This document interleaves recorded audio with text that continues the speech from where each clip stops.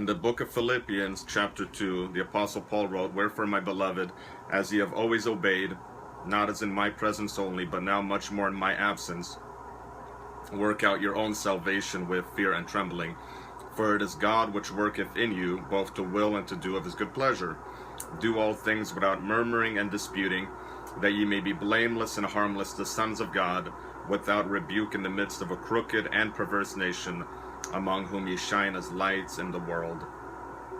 And it's a very important verse. It says, "For it is God which worketh in you, both to will and to do of his good pleasure."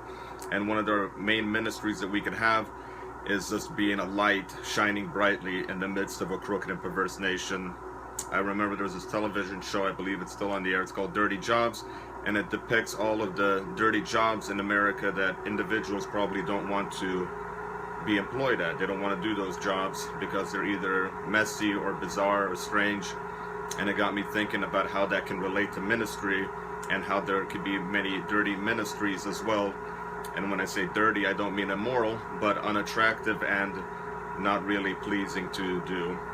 I've had a lot of conversations with individuals who want to serve God, and they want to do ministry, and they feel like God has forgotten them, and they feel like God doesn't have a special or amazing plan for their lives.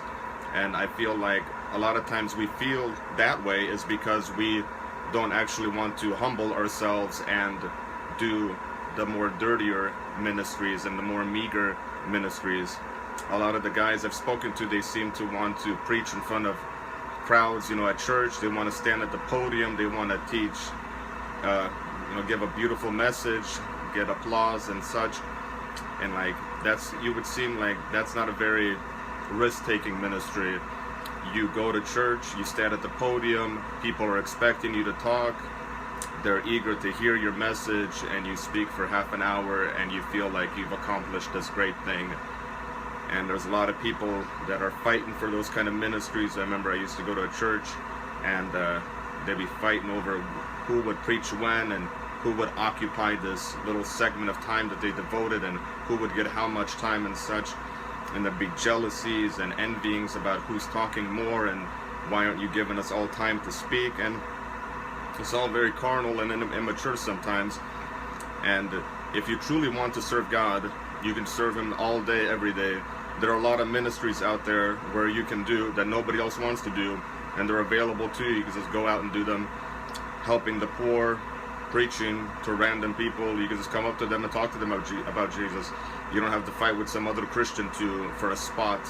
You could just go and minister to people on your own, but that's not always attractive to us. Standing on the street corner and preaching to random people is not as attractive as standing in a safe church and preaching to individuals who are eager to hear you. But it is a ministry, and I believe that one of the greatest ministries is ministering to Christ and God personally in your prayer time.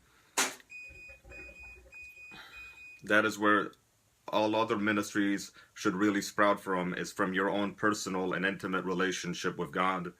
The more time you spend with God in prayer and in worship and in reading the Word, the more you become conformed to the image of Christ. And when you are conformed to the image of Christ, God is then able to use you in greater ways to impact a fallen world.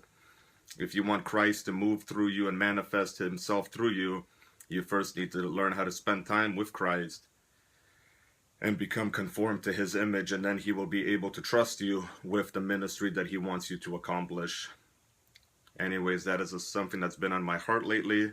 I hope that you are all blessed and that God continues to work through each and one of your lives.